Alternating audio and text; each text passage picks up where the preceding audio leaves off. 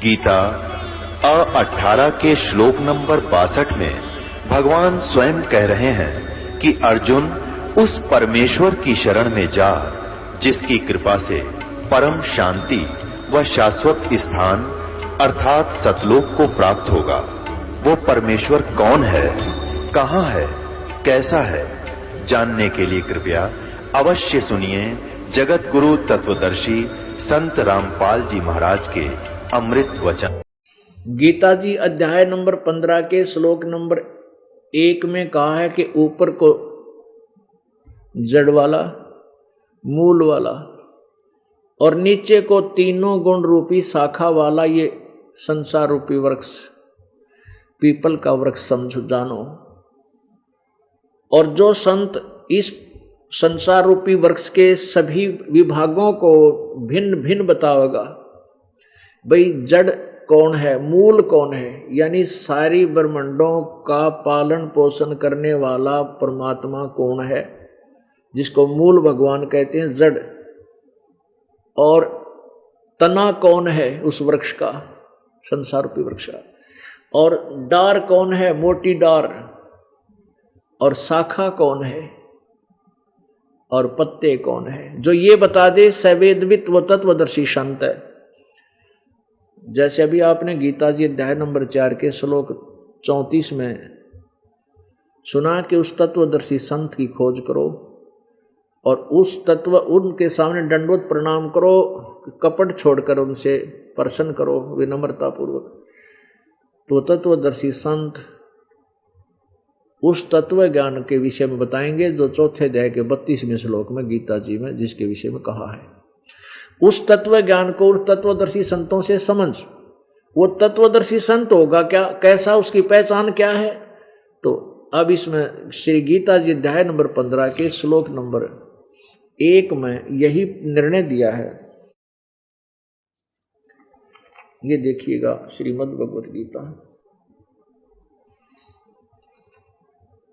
अथ पंचदशो अध्याय 15वां अध्याय प्रथम ही मंत्र में ऊर्ध्व मूलम, ऊर्ध्व माने ऊपर को, अधः शाखम अश्वत्थम प्राहु अवम छंदासी यस्य प्रणानि ये तम वेद स वेदवित्। ओह, कितना क्लियर किया है। ऊर्ध्व मूलम अधः शाखम, ये ऊपर वाली भाषा को यहाँ सरल करके लिखा है अलग अलग। ऊर्ध्व माने ऊपर को, मूल माने जड़, और अधः शाखम नीचे को शाखा वाला, अश्वत्थम माने पीपल का मजबूत वृक्ष, ये अविनाशी वृक्ष कहा है। प्राहु माने कहा।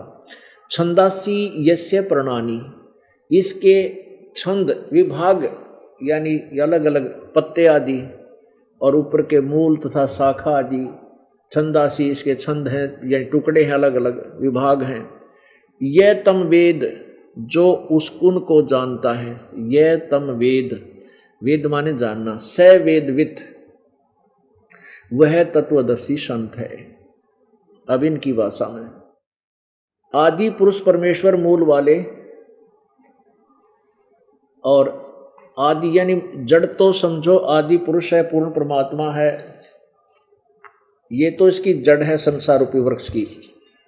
ये देखिएगा उल्टा, ऊर्ध्व मूलम अधः शाखम, उल्टा लटका हुआ संसार रूपी वृक्ष। ये देखिएगा, हम इसको ऐसा देखें। परमात्मा कबीर जी ने स्वयं एक तत्वदर्शी संत की भूमिका भी की, अपना तत्वज्ञान हमें दिया। उन्होंने आकर बताया था, जब वो परमेश्वर 600 वर्ष पहले यहाँ एक लीला करने आए थे। अक्षर पुरुष एक पेड़ है, निरंजन वाकी डार, और तीनों देवा शाखा हैं, ये पात्र रूप संसार। कबीर परमेश्वर ने इन सर्व ब्रह्मांडों की रचना की और वही कुल मालिक है। उसी ने 600 वर्ष पहले, जबकि परमात्मा कबीर जी को ये माना जाता था कि ये तो अशिक्षित है, ये वेदों और गीता को नहीं जानता, इसलिए ये सदग्रंथों को नहीं समझ पा रहा, इसलिए ये ऊट पटांग बातें कह रहा है कि ब्रह्मा विष्णु महेश के माता पिता हैं और पूर्ण परमात्मा कोई और है, वो मैं ही हूँ। स्वयं परमात्मा ये भी कहते थे, मैं ही वो परमात्मा हूँ।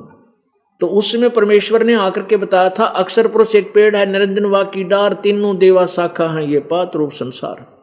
आज हमारे सदग्रंथ परमेश्वर की उस वाणी को, सच्चिदानंद घन ब्रह्म की वाणी को आज समर्थन दे रहे हैं कि उस परमेश्वर ने जो बोला था वो सत्य थी। अब देखो, अब ये है वो पूरा सदग्रंथ, ये वो है संसार रूपी वृक्ष, इसकी जड़ गुप्त है, ये सोच ले हम।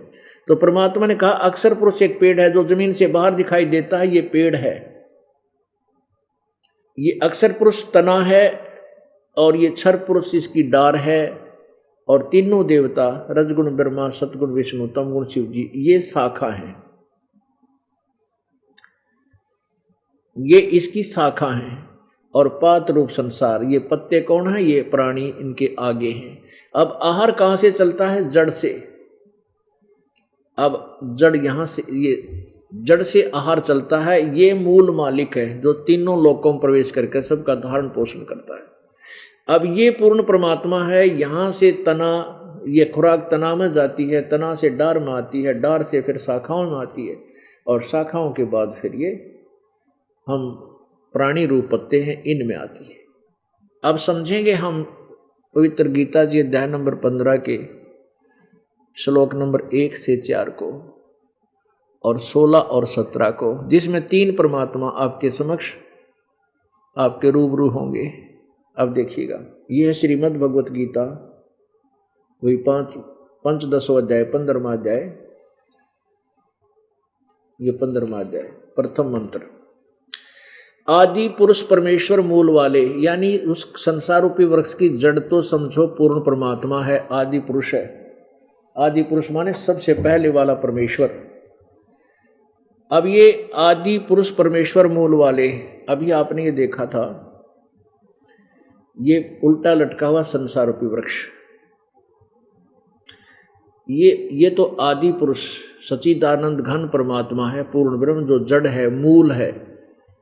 और नीचे इसने लिखा नीचे शाखा वाला, बस गीता ज्ञान दाता ने संकेत किया है, ऊपर को जड़ और नीचे को शाखा, तीनों गुण जरूर लिखा है, रजगुण ब्रह्मा, सतगुण विष्णु, बाकी कोई विवरण नहीं दिया गीता ज्ञान दाता ने। इस पूरे ब्रह्मांडों के बारे में, संसार रूपी वृक्ष के विषय में कोई जानकारी नहीं दे रखी। तो इसमें लिखा है कि ऊपर को आदि पुरुष परमेश्वर मूल यानी जड़ वाले, और नीचे को शाखा वाले। इस संसार रूपी वृक्ष को अविनाशी कहते हैं, इस संसार रूपी वृक्ष को अविनाशी कहते हैं। और जो संत इसके सभी विभागों को भिन्न भिन्न बता देगा, सवेदवित, वो वेद के तात्पर्य को जानने वाला है, वो तत्वदर्शी संत है। ये भी निर्णय कर दिया कि तत्वदर्शी संत की क्या पहचान है। ये देखिएगा, अध्याय नंबर 15 का प्रथम मंत्र हम पढ़ेंगे। आदि पुरुष परमेश्वर मूल वाले, ऊपर को जड़ वाला। तो आदि पुरुष परमेश्वर तो समझो इस संसार रूपी वृक्ष की जड़ है, मूल है। और अधः शाखम, इन्होंने ये गलत किया अनुवाद। अधः माने नीचे को, शाखम माने शाखा, इन्हें ब्रह्मा रूप मुख्य शाखा वाले नहीं। इन्हीं के द्वारा अनुवाद देखिए। अब दूसरे मंत्र में, दूसरे गीता जी 15वें अध्याय के दूसरे मंत्र में, अधः माने नीचे, अधः माने नीचे, अधः माने नीचे, अधः माने नीचे। तो यहाँ हम अधः माने नीचे कह देंगे, लिख लेंगे। अधः माने नीचे को शाखा वाले, आदि पुरुष परमेश्वर मूल वाले, यानी ऊर्ध्व का अर्थ होता ऊपर को, ऊपर को जड़ वाला, मूल वाला, और नीचे को शाखा वाला। ये संसार रूपी पीपल के वृक्ष को अविनाशी कहते हैं, वेद जिसके पत्ते कहे हैं। हमने ये देखना है उस संसार वृक्ष को जो संत, जो पुरुष, जो व्यक्ति जड़ सहित तत्व से जानता है, यानी जड़ से लेकर पत्तियां तक ही बता देगा, तत्व से। स वेदवित, वह वेद के तात्पर्य को जानने वाला है। वेदवित माने तत्वदर्शी संत है, वेद के तात्पर्य को जानने वाला। स वेदवित, वो है तत्वदर्शी संत। अब दूसरा पढ़ेंगे इसका। उस संसार वृक्ष की तीनों गुण रूप, रजगुण ब्रह्मा, सतगुण विष्णु, तमगुण शिव जी, जल के द्वारा बढ़ाई हुई, विषय पर वाला, विषय भोग रूप कोपलों वाली देव, मनुष्य और त्रिकादि योनि रूपी शाखा नीचे और ऊपर, नीचे और ऊपर फैली हुई है, सर्वत्र नहीं फैली हुई है। मनुष्य लोक में कर्मों के अनुसार बांधने वाली ये अहमता ममता और वासना जड़ें भी नीचे और ऊपर सभी लोकों में नहीं है। अनुसंततानी यानी फैली हुई, ऊपर नीचे फैली हुई। अब यहाँ देखना है कि ये जो तीनों गुण रूपी, यहाँ से हमने देखना संसार वर्ष की तीनों गुण रूपी ये शाखाएं, ये शाखाएं। अब तीन गुण कौन से हैं? पवित्र गीता जी चारों पवित्र वेदों का एक सारांश है। इसमें कोड वर्ण है। इन कोड वर्णों को, संक्षिप्त शब्दों को वो तत्वदर्शी संत ही विस्तार से बताता है। अब तीनों गुण रूपी शाखा ये क्लियर करना है। पहले श्रीमद् देवी भागवत, श्रीमद् देवी भागवत यानी श्री देवी पुराण, गीता प्रेस गोरखपुर से प्रकाशित है। ये देखिएगा, श्रीमद् देवी भागवत केवल हिंदी, पर संपादक है हनुमान प्रसाद पोदार चमन लाल गोस्वामी। और ये कहाँ से प्रकाशित है? प्रकाशक में मुद्रक हैं गीता प्रेस गोरखपुर, गोविंद भवन कार्यालय कोलकाता का संस्थान। इसके तीसरे संग्रह में 123 पृष्ठ पे आपको स्पष्ट होगा। ये देखो, तीसरा स्कंद श्रीमद् संक्षिप्त देवी भागवत 4-5 अध्याय 123 पृष्ठ पे है। ब्रह्मा जी दुर्गा की स्तुति करते हुए बता रहे हैं, तुम शुद्ध स्वरूपा हो, यह संसार तुम ही से उद्भासित हो रहा है। मैं यानी विष्णु, ब्रह्मा और शंकर, हम सभी तुम्हारी कृपा से विद्यमान हैं। हमारा आविर्भाव माने जन्म और तिरोभाव माने मृत्यु हुआ करता है। हमारा जन्म और मृत्यु होता है, केवल तुम ही नित्य हो, जगत जननी हो, प्रकृति और सनातनी देवी हो। अब यहां देखना है कि प्रकृति दुर्गा को कहते हैं और ब्रह्मा विष्णु महेश नासवान हैं, इनका जन्म मृत्यु होता है, आगे क्लियर होता है। भगवान शंकर बोले, देवी यदि महाभाग विष्णु तुम्ही से प्रकट हुए हैं तो उनके बाद उत्पन्न होने वाले ब्रह्मा भी तुम्हारे ही बालक हुए। फिर मैं तमोगुणी लीला करने वाला शंकर क्या तुम्हारी संतान नहीं हुआ? अर्थात मुझे भी उत्पन्न करने वाली तुम ही हो। सिवे संपूर्ण संसार की सृष्टि करने में तुम बड़ी चतुर हो। अब यहाँ देखो, तीन गुण कौन कौन से हैं? इस संसार की सृष्टि, स्थिति और संहार में तुम्हारे गुण सदा समर्थ हैं। उन्हीं तीनों गुणों से उत्पन्न हम ब्रह्मा विष्णु एवं शंकर नियमानुसार कार्य में तत्पर रहते हैं। इससे सिद्ध हो गया कि रजगुण ब्रह्मा, सतगुण विष्णु, तमगुण शिव जी है, तीनों गुणों से उत्पन्न।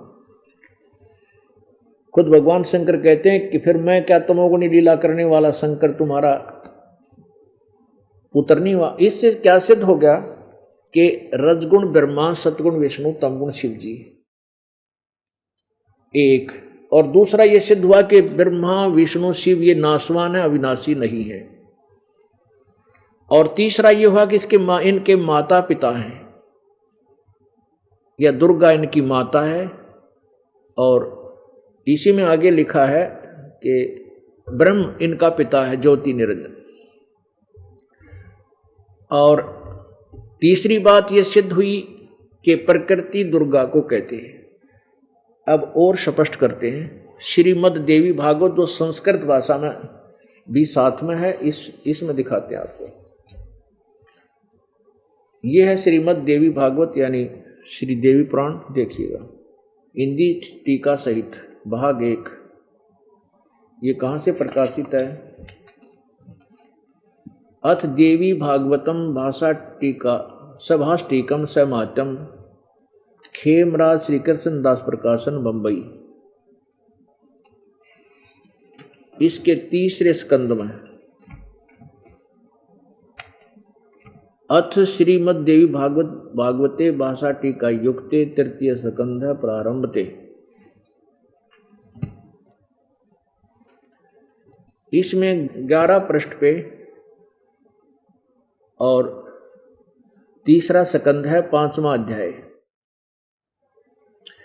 यहां पर यह 7वां श्लोक समाप्त हुआ, 8वां प्रारंभ होता है। भगवान शंकर बोल रहे हैं, हे माता, यदि हमारे ऊपर सदा आप दयायुक्त हो तो हमको तमोगुण में किस प्रकार प्रदान किया है? ब्रह्मा रजोगुण और हरि सतगुण। अब फिर संस्कृत भी देखो, हम संस्कृत भी देखेंगे अब इसकी। अब शिक्षा का ये लाभ होगा हमें कि हम इन सदग्रंथों को स्वयं आंखों देख सकेंगे।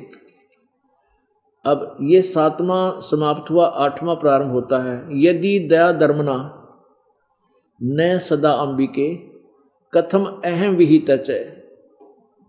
अहम यानी मैं, शंकर भगवान बोल कहते हैं मैं किस तरह बना दिया, विहिता माने बना दिया तमोगुण। और कमल जय, कमल से उत्पन्न होने वाले ब्रह्मा को आपने रजोगुण संभव, रजोगुण क्यों उत्पन्न कर दिया, क्यों बना दिया। और सुविहित किमु सतोगुण हरि, और विष्णु को सतोगुण क्यों बना दिया। इति सिद्धम के रजगुण ब्रह्मा है और सतगुण विष्णु और तमगुण शिव जी। अब यहां देखना है श्री गीता जी हमें कितना अनमोल और निर्णायक ज्ञान दे रही है, लेकिन हम समझ नहीं सके अभी तक, क्योंकि हमारे गुरुदेव जो हिंदू धर्म के गुरु जी थे वो तत्व ज्ञान युक्त नहीं थे। अब इसमें सिद्ध हो गया कि रजगुण ब्रह्मा है, सतगुण विष्णु, तमगुण शिव जी। अब पवित्र गीता जी को हम पढ़ेंगे तो हमारे को ये संसार रूपी वृक्ष की प्रत्येक विभाग समझ में आवेगा। अब देखिएगा ये पवित्र श्रीमद् भगवत गीता जी अध्याय नंबर 15 का और श्लोक नंबर अब दूसरा देखेंगे। अब दूसरे में है कि उस संसार वर्ष के तीनों गुण रूप रजगुण ब्रह्मा, सतगुण विष्णु, तमगुण शिव जी। अब इसको देखेंगे। अब हमने पुण्यात्माओं इस नए सिरे से पढ़नी है या आध्यात्मिक पढ़ाई, इसलिए रट्टा लगवाना पड़ेगा, बार बार आपको रिपीटेशन करानी पड़ेगी, आवर्ती करानी पड़ेगी इसकी। जैसे बालक को बचपन से ही विद्यार्थी को अध्यापक याद कराते हैं, बोल 2 एकम 2 1 2 दूना 4 2 3 6, रोज प्रतिदिन रट्टा लगवाते हैं उनका, जब उनको याद होते हैं। अब ये है वो रजगुण ब्रह्मा, ये शाखा हैं।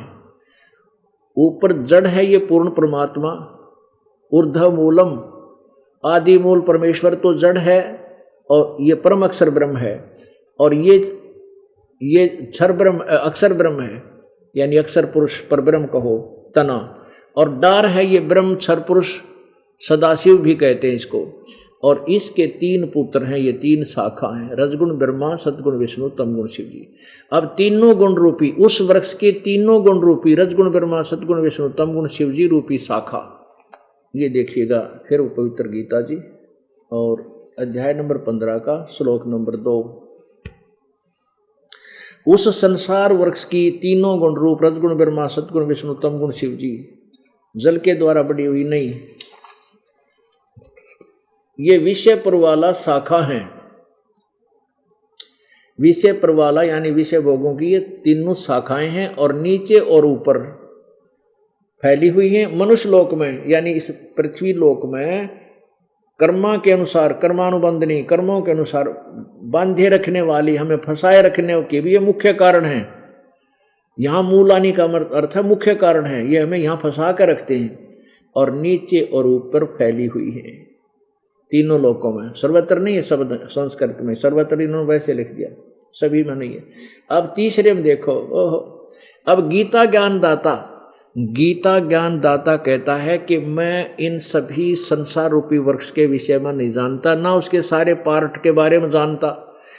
अर्थात इसने केवल इतना बताया कि ऊपर को जड़ वाला और नीचे को तीनों गुण रूपी शाखा वाला, ओनली ये संसार रूपी वृक्ष है। और जो इसको पूर्ण विस्तार से संत बताएगा, सवेदवित, वो तत्वदर्शी संत होगा। अब वो परमात्मा ने स्वयं आकर 600 वर्ष पहले बताई थी यही गीता जी का ज्ञान अपनी सिंपल लैंग्वेज में, लेकिन वो इन संस्कृत के जानने वालों ने सिरे नहीं चढ़ने दी कि कबीर तो एक अशिक्षित है और वो क्या जाने सदग्रंथों के बारे में, गूढ़ रहस्यों को कैसे समझ सकेगा, वो तो अशिक्षित है, वैसे ही अपनी गलत सिद्धांत वर्णन कर रहा है। अब जो परमात्मा ने 600 वर्ष पहले बातें कही थी, जो वाणी बोली थी अपनी अमृत वाणी, वो आज हमारे पवित्र सदग्रंथ उनका समर्थन कर रहे हैं। तो अब हमारे पहचान में आओगा कि भगवान कौन है। वेद बताते हैं कि वो परमात्मा स्वयं आता है अपने तत्वदर्शी तत्व ज्ञान को समझाने के लिए, और अपनी श्रेष्ठ आत्माओं को आकर मिलता है, जो अच्छी अच्छी आत्मा पुण्य आत्माएं होती हैं, उनको अपना गवाह बनाता है। और अब इस तीसरी पीढ़ी जो अब ये बिचली पीढ़ी में हम परमात्मा को पहचान सकेंगे। निकाल ने परमात्मा को बिल्कुल हमसे छुपा रखा है, नामो निशान मिटा रखा था भगवान का। कहते हैं मुल्ला माया मग में बैठी हंसा चुन चुन खाई, ये ज्योत स्वरूपी कहे निरंजन में ही करता भाई। एक न करता दो ना करता नौ ठहराए भाई, 10वां भी धुंधर में मिल जा सत्य कबीर दुहाई। क्या बता रहे हैं परमात्मा कि ये ज्योत निरंजन, ये ब्रह्म, ये एक सदाशिव कहता मैं भगवान हूँ, और भगवान को इसने मिटा रखा, कति खत्म कर रखा है, उसका नामो निशान मिटवा रखा है। अब वो परमात्मा आकर ही अपने सत्य ज्ञान को, अपने तत्व ज्ञान को प्रचार करता है, जो 600 वर्ष पहले करके गया। ये दास कोई अभिमान नहीं कर रहा कि मुझे बहुत बड़ा ज्ञान हो गया, नहीं। इस दास को वो बनी बनाई खीर मिल गई जो कबीर भगवान 600 वर्ष पहले बना कर रख कर गए थे, और अब ये दास संदेशा दे रहा है कि आप ये खाओ, ये अनमोल वचन परमात्मा के ये बने बनाए रखें। इन सदग्रंथों का निष्कर्ष परमात्मा ने साधारण भाषा में किया हुआ था। अब उस परमेश्वर के तत्व ज्ञान को एथेंटिक ज्ञान सिद्ध करने के लिए इन सदग्रंथों से का सहारा लिया जा रहा है। अब इनके अंदर प्रमाणित है तो हम सभी मान जाएंगे कि कबीर जी ने जो कहा वो सत्य है।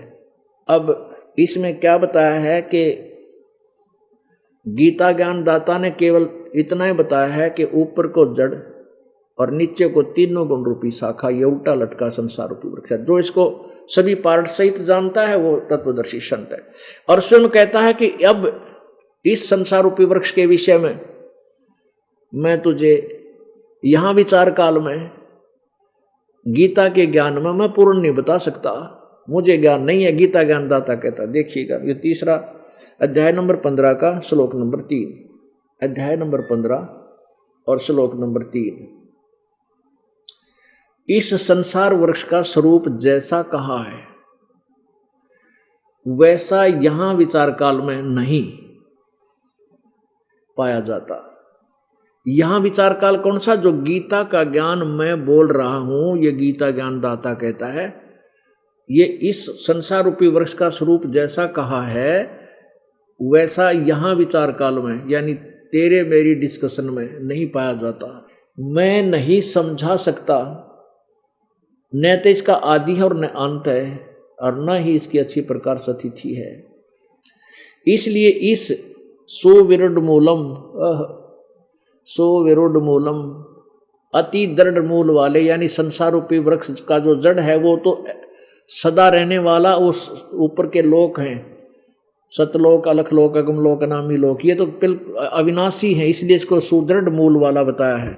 मूल वाले संसार रूपी रूप पीपल के वृक्ष को दृढ़ असंग शस्त्रेण, वैराग शस्त्र द्वारा नहीं, वैराग रूप नहीं, तत्व ज्ञान रूपी शस्त्र द्वारा काट के। और चौथे में क्या बताया है? अब तत्वदर्शी संत की खोज करने के बाद, तत्वदर्शी संत से ज्ञान समझने के पश्चात, उसके पश्चात उस परम पद परमेश्वर की, उस परम पद परमेश्वर को भली भांति खोजना चाहिए, जिसमें गए हुए साधक पुरुष फिर लौटकर संसार में नहीं आते, और जिस परमेश्वर से इस पुरातन संसार वर्ष की प्रवृत्ति विस्तार को प्राप्त हुई है, यानी जिसने सारे ब्रह्मांडों की रचना की है, जिस भगवान ने, उसी आदि पुरुष नारायण के मैं शरण हूं। अब गीता ज्ञानदाता कहता है कि उसकी, मैं भी उसी की शरण हूं। इस प्रकार दृढ़ निश्चय करके उस परमेश्वर का मनन और निधिध्यासन करना चाहिए।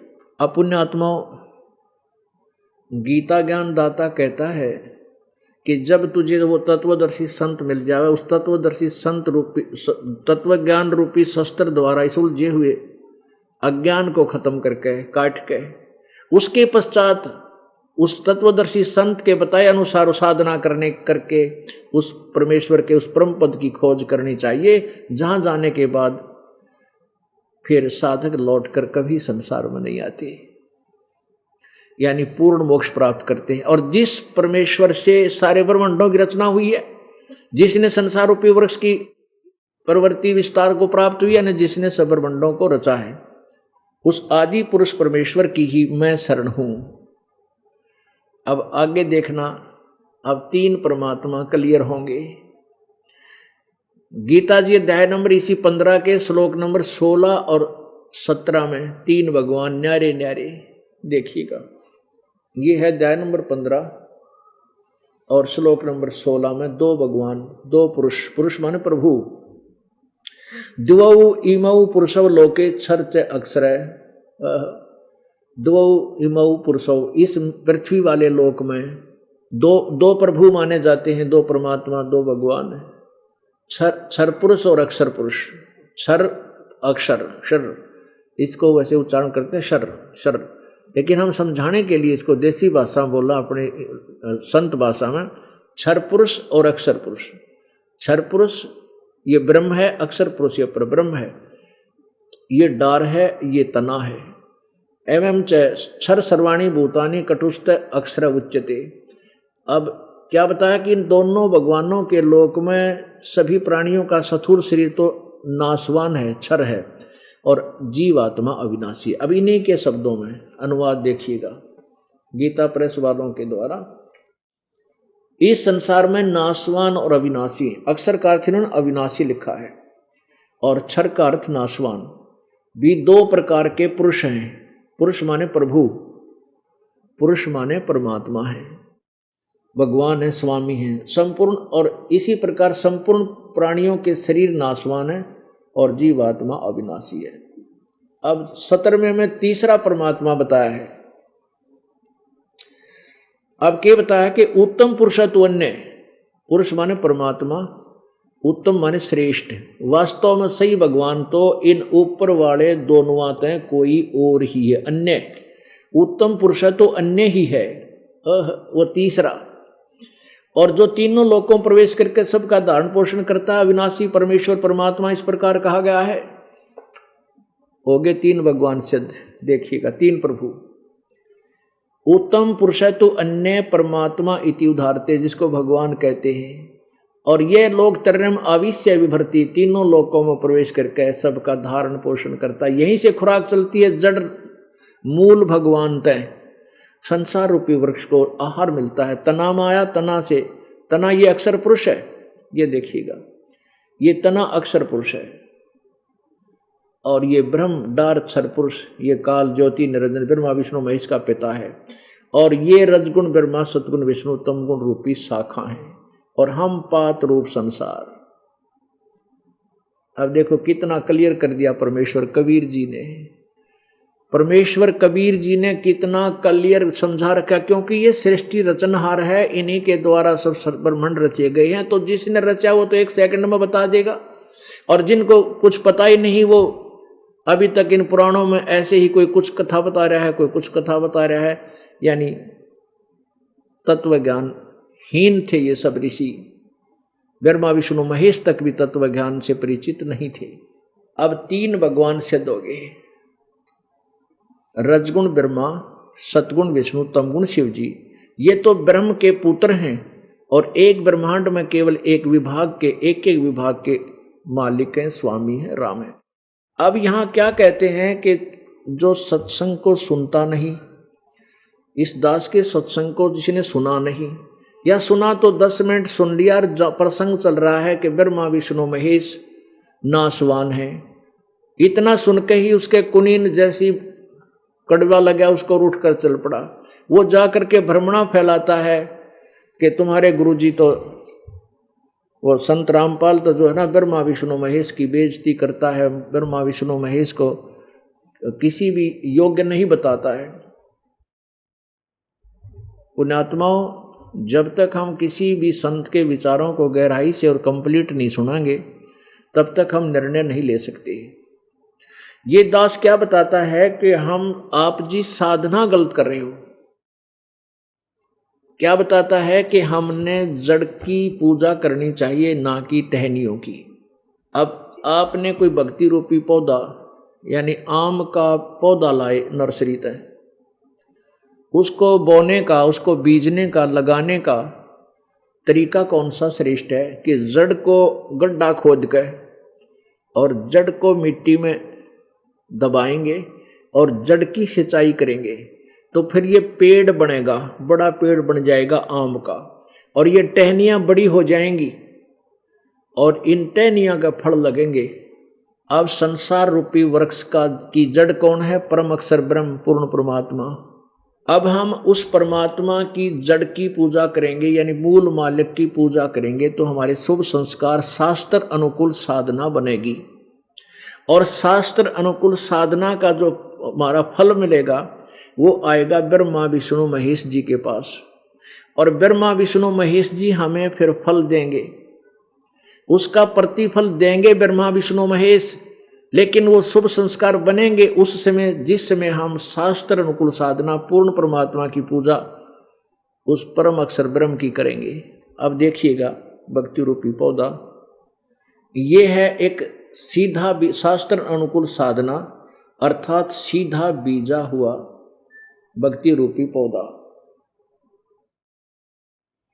पुण्यात्मा ये पौधा लाए हम, इसकी जड़ को मिट्टी में डाला और जड़ की पूजा शुरू की, तो क्या हुआ?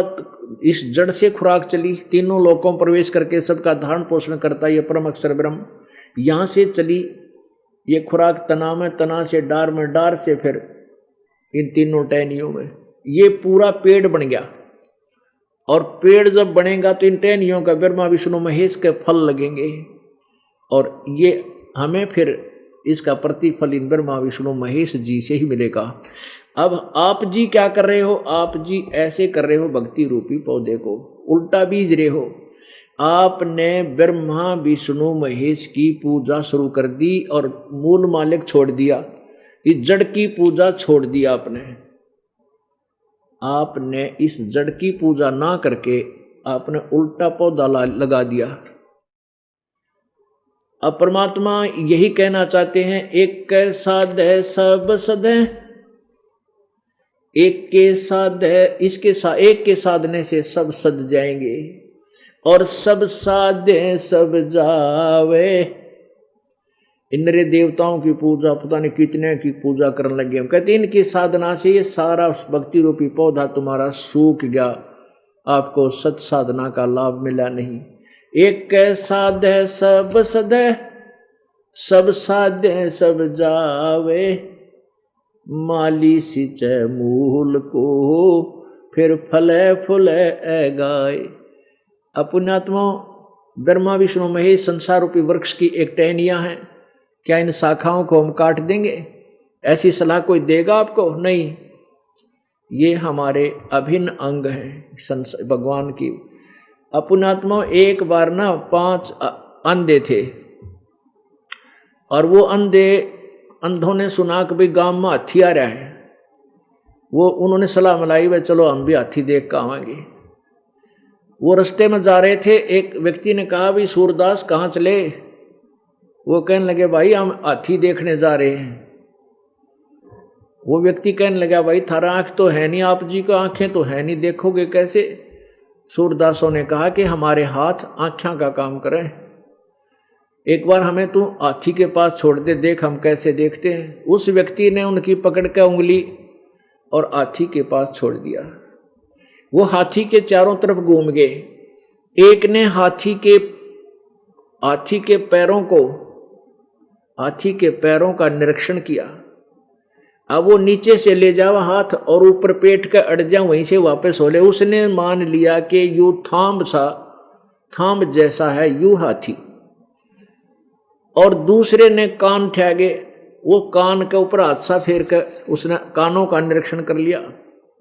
एक ने हाथी के सूंड के ऊपर हाथ फेर लिया, बस इतना है हाथी। एक ने दूम यानी पूछड़ पकड़ के उसके ऊपर निरीक्षण कर लिया कि बस इतना हाथी होता होगा, इतना हाथी है। एक ने पेट के ऊपर का, शरीर के ऊपर का हाथ फेर लिया यानी उसका निरीक्षण कर लिया। अब वो पांचों चल पड़े हाथी देख कर वापस। तो फिर आपस में बता रहे हैं, एक कहने लगा रहा सूरदासो कहाँ से आए भाई तुम? वो कहने लगे हम हाथी देख कर आए हैं भाई। भाई तुमने कैसे देखा? अच्छी आंख तो है नहीं कि हमारे हाथ आंखों का काम करते। तो बताओ कैसा था हाथी? एक कहता मैं बताऊं हाथी कैसा था? जिसने सूंड का निरीक्षण किया था वो कहने लगा पाइप कैसा हुआ हाथी भाई? हाथी होता पाइप जैसा, या प्लास्टिक की पाइप होती है ना, हाथी होता पाइप कैसा। उसने सूंड ही का निरीक्षण करके हाथी फाइनल मान लिया। दूसरा कहने लगा नहीं भाई ये नहीं जानता विषय हाथी के बारे में, मैं बताता हूं हाथी होता पटे कैसा, पटे जैसा। पटा के उसने पूछड़ का हाथ फेर रखा था दूम पे। अब तीसरा बोला भाई इन दोनों ने कुछ मालूम नहीं, मैं बताता हूं हाथी होता है छाछ कैसा। छाछ के उसने कान देख रखे थे हाथी के, छाछ जैसे। चौथा बोला भाई इन कुछ मालूम नहीं, मैं बताता हूं मैंने हाथी को समझा है जाना है, हाथी होता है थांब कैसा। ये पिलर होते हैं ना, गांव में थांब होते थे पहले, पत्थर के काट के पिलर से बना लिया करते गोल गोल। तो वो कहने लगा, चौथा कहने लगा भाई हाथी होता थांब कैसा, थांब जैसा। पांचवा बोला भाई मैं बताता हूं इनको पता नहीं, हाथी होता बटोड़ा कैसा। उसने पेट पर हाथ फेर रखा था हाथी का, ऊपर गए।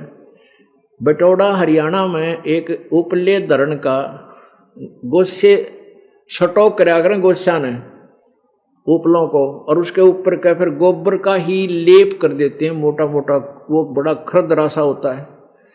तो जिसने पेट पर का हाथ फेर रखा था शरीर, उस शरीर पर का, वो कहता हाथी होता है भाई बटोड़े कैसा।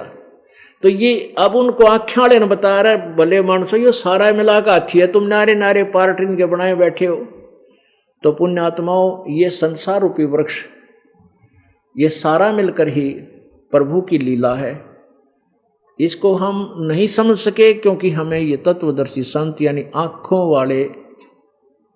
वाला वो संत नहीं मिला था, भगवान नहीं मिले थे। कहते मोती मुक्ता दर्शत नाही, ये जग है सब अंदरे, दिखत के तो नैन चसम, इनका फेरा मोतिया बंदरे। अब यही वो गीता जी 5500 वर्ष हो गए इसको लिखे ने, और वही वेद है 5500 वर्ष वेदों को हो गए लिपिबद्ध हुए ने। आज तक इन गीता जी के अनुवाद को कोई समझ नहीं सका, इसके लेखक भी अनुवादकर्ताओं की कोई गिनती नहीं। इसका क्या कारण था कि तत्व ज्ञान न होने से सबको अज्ञान रूपी मोतिया बंद हो चुका था। कबीर परमेश्वर जी ने आकर के हमें ये मोतिया बंद का ऑपरेशन करने के इंस्ट्रूमेंट बताए, ये तत्व ज्ञान दिया, जिससे हमारा मोतिया बंद अब खत्म हो गया और आप जी का भी हम खत्म कर देंगे, क्योंकि ये ऑपरेशन सतलोक आश्रम बरवाला में ही हो सकता है, इस पृथ्वी पर कितना नहीं। तो इसलिए अपना भी अज्ञान हटवाओ और दूसरे पुण्यात्माओं को भी बुला बुला कर लाया करो, आपका कल्याण होगा। बोलो सतगुरुदेव की जय। परमपिता परमात्मा बंदी छोड़ कबीर परमेश्वर जी आध्यात्मिक यथार्थ भक्ति मार्ग को बताने के लिए स्वयं ही अपने सत्यलोक से, अविनाशी लोक से, उस शाश्वत स्थान से चलकर आते हैं, सहशरीर आते हैं और सहशरीर जब यहाँ से प्रस्थान करते हैं अपना कार्य पूरा करके वह सहशरीर ही जाते हैं। और काल भगवान ने सभी पुण्यात्माओं को जो भगवान की भक्ति की इच्छा रखते हैं उनको भ्रमित करके यथार्थ ज्ञान से अपरिचित रखा हुआ होता है। परमेश्वर आकर के हमें अपने यथार्थ ज्ञान से परिचित कराते हैं। आज सुबह के सत्संग में आप जी को बताया गया था कि 11 अक्टूबर सन 2009 को आध्यात्मिक ज्ञान चर्चा के लिए पवित्र हिंदू धर्म के चारों शीर्ष जगत गुरु शंकराचार्यों जी को, माननीय शंकराचार्यों को आमंत्रित किया हुआ है। उनके विचार भी आपके समक्ष होंगे। और फिर जैसे इस दास ने सदग्रंथों को समझा है, वो ये दास भी आप जी के और उन आदरणीय महापुरुषों के समक्ष रखेगा। उद्देश्य ये है कि ये दास जो सदग्रंथों को समझकर जनता के अंदर प्रवेश कर रहा है, इस ज्ञान में कोई त्रुटि तो नहीं है। उन चारों महानुभावों से यही प्रार्थना की जाएगी कि आप कृपा इतना ही बता दीजिए कि ये दास जो कह रहा है ये कहीं त्रुटि तो नहीं है, क्योंकि वो तो संस्कृत के माहिर हैं, संस्कृत के ज्ञाता हैं और सदग्रंथों को समझा है उन्होंने। जैसा भी इतनी ही प्रार्थना उनसे की जाएगी। फिर भी ये वर्तमान में मानव समाज बहुत बुद्धिमान है, सदग्रंथ अपने पास हैं और सभी सदग्रंथों के गूढ़ रहस्यों को सार्वजनिक किया जाएगा, आपके रूबरू कराया जाएगा। अब इस दास ने जो आदरणीय शंकराचार्यों के जो इतिहास, इनका लिटरेचर पढ़ा है, उसमें क्या पाया कि इन्होंने, महापुरुषों ने केवल अधिकतर पुराणों के ज्ञान को आधार माना है। 99% और 1% रेफरेंसेस हैं केवल गीता और वेदों के। अब हमने ये भी देखना होगा कि पवित्र शास्त्र जो है हमारे, वो कौन से सदग्रंथ हैं जो हमें स्वीकार्य होंगे, जो भक्ति मार्ग के लिए हमने उनको आधार मानना होगा। चारों पवित्र वेद, वैसे तो 5 पवित्र वेद हैं, एक ऋग्वेद, यजुर्वेद, सामवेद, अथर्ववेद और 5वां सामवेद, जिसके विषय में गीता जी अध्याय नंबर 4 के श्लोक नंबर 32 में कहा है, वो ब्रह्मणे मुखे का अर्थ है उसमें सच्चिदानंद घन परमात्मा के मुखारविंद से उच्चारित वाणी, कबीर वाणी। ये भी एक 5वां वेद है, 100वां वेद है। और पवित्र श्रीमद् भगवत गीता जी, ये हमारे भक्ति मार्ग के माननीय सदग्रंथ है, क्योंकि ये परमात्मा के द्वारा दिए गए हैं, ब्रह्म और परब्रह्म के द्वारा इनका ज्ञान दिया गया। वैसे तो पूर्ण परमात्मा ने ये 5 वेद इस ज्योति निरंजन क्षर पुरुष अर्थात ब्रह्म को दिए थे। इस ब्रह्म ने इनमें से 4 वेद अपने पुत्र ब्रह्मा को, ब्रह्मा के कंप्यूटर में, ब्रह्मा के अंतःकरण में अपनी श्वास के द्वारा फीड कर दिया। वैसे तो बड़ी कहानी है कि उसने अपने श्वासों के द्वारा सागर में, समुद्र में गुप्त छुपा दिए, फिर सागर मंथन किया। प्रथम बार तो समुद्र में बाहर आए ये वेद ब्रह्मा ने ग्रहण किए और ब्रह्मा के अंदर अंतःकरण में इस काल भगवान ने फीड कर दिए। और जैसा कि माननीय शंकराचार्यों के द्वारा जो इतिहास पढ़ा, उन्होंने बताया है कि 4 वेद ब्रह्मा जी के श्वासों के द्वारा निकले थे, ये मनुष्य के द्वारा किए हुए नहीं है, मनुष्य के द्वारा बोले हुए नहीं है। और पुराण जो हैं ये श्री रजगुण ब्रह्मा जी के द्वारा 18 पुराणों का ज्ञान दिया गया है। इसमें जो अन्य पुराणों के अन्य नाम हो गए, ज्ञान ये ब्रह्मा जी द्वारा दिया गया है।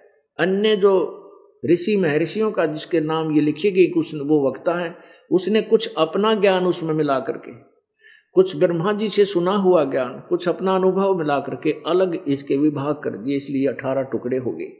वैसे 18 पुराणों का ज्ञान एक ही बोध कहलाता है। तो हमने जो हमारे पवित्र वेद और पवित्र गीता जी जो 4 वेदों का ही सारांश है, और वो ब्रह्म के द्वारा, ज्योति निरंजन ब्रह्म के द्वारा, क्षर पुरुष के द्वारा श्री कृष्ण जी के शरीर में प्रवेश करके बोला गया है। तो ये हमारे भक्ति मार्ग के प्रमाणित सदग्रंथ हैं।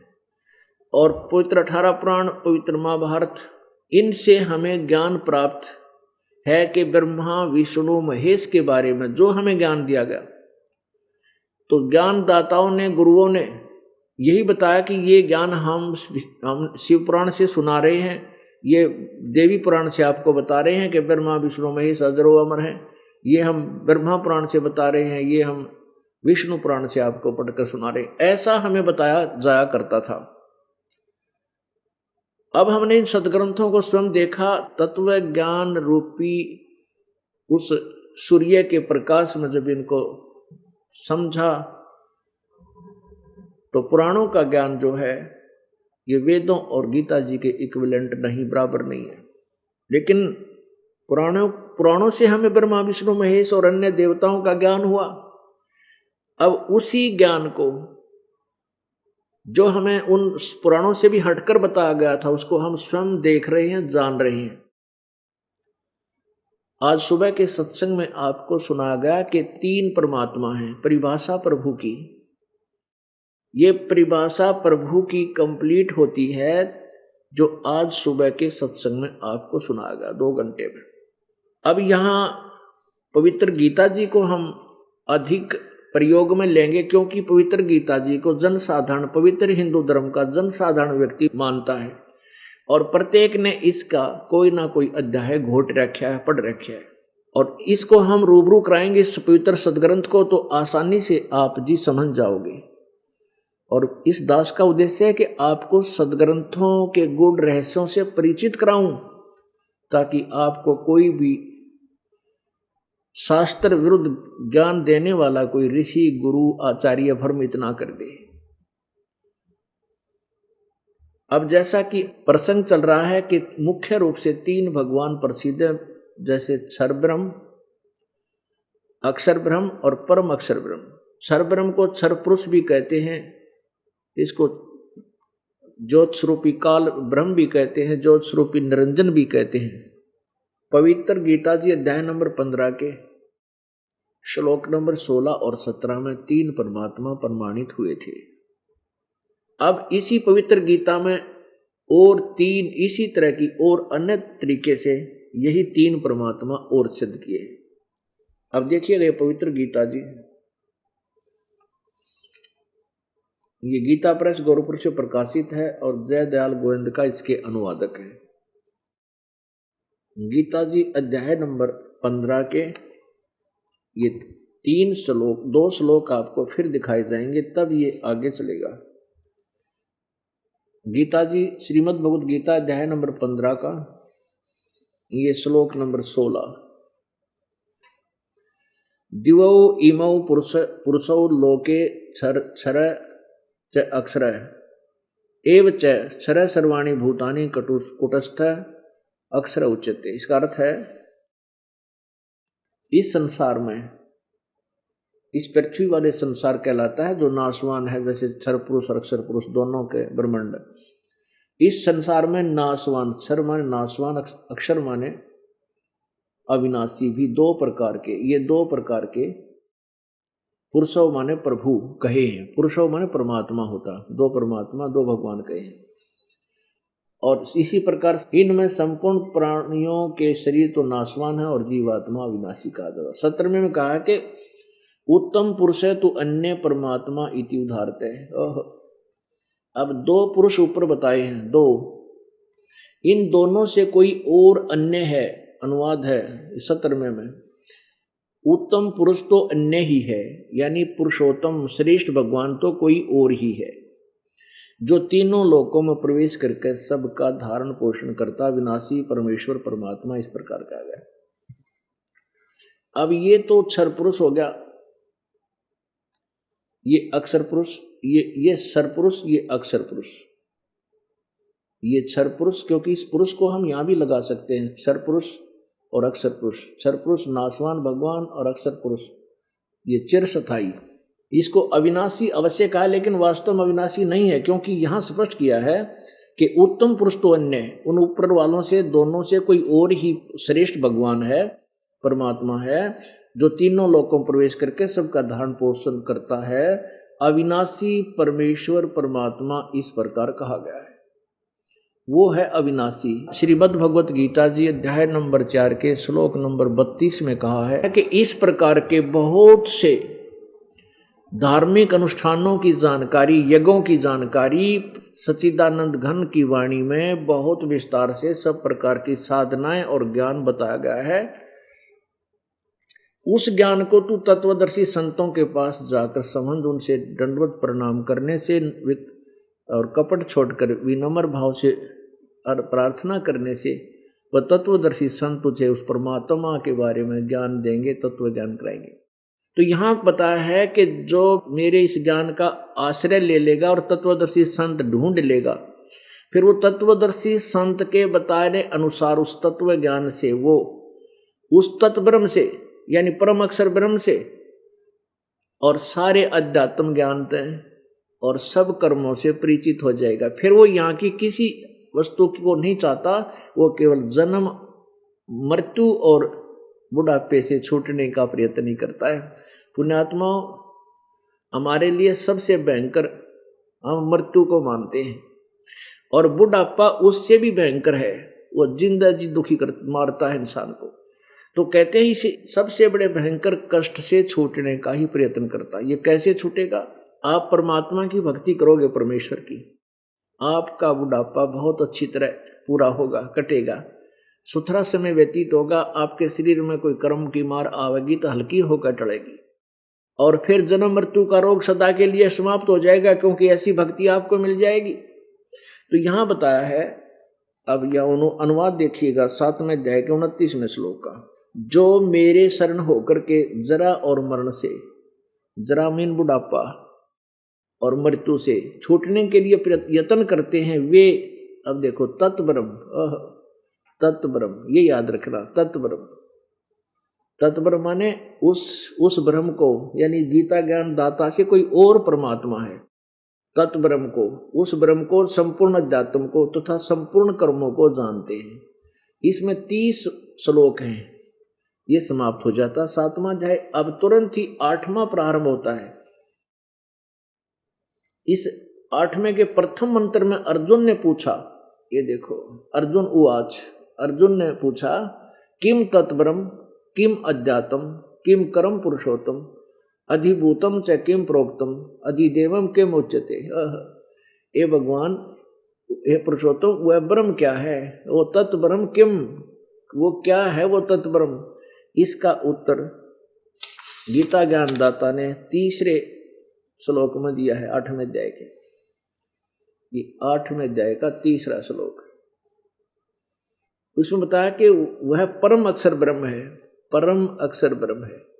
अब पुण्यात्माओं, एक तो क्षर ब्रह्म, एक अक्षर ब्रह्म, एक क्षर पुरुष, उसको क्षर ब्रह्म को क्षर पुरुष भी कहते हैं, जैसे अभी 15वें अध्याय के 16 में आपने पढ़ा।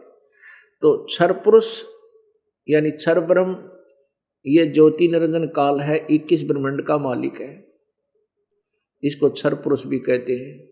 ये ब्रह्मा विष्णु महेश का पिता है, इसको सदा शिव भी कहते हैं। और अक्षर ब्रह्म, ये परब्रह्म को कहते हैं, जो 7 संग ब्रह्मांड का स्वामी है, इसको अक्षर पुरुष भी कहते हैं। और 3रे नंबर का जो उत्तम पुरुष है, तो अन्य परमात्मा इति उदारते ये लोक तरम आविश्य विभर्ति अवय ईश्वर, वो परम अक्षर ब्रह्म है, वो 3रे नंबर का वो परम अक्षर ब्रह्म है।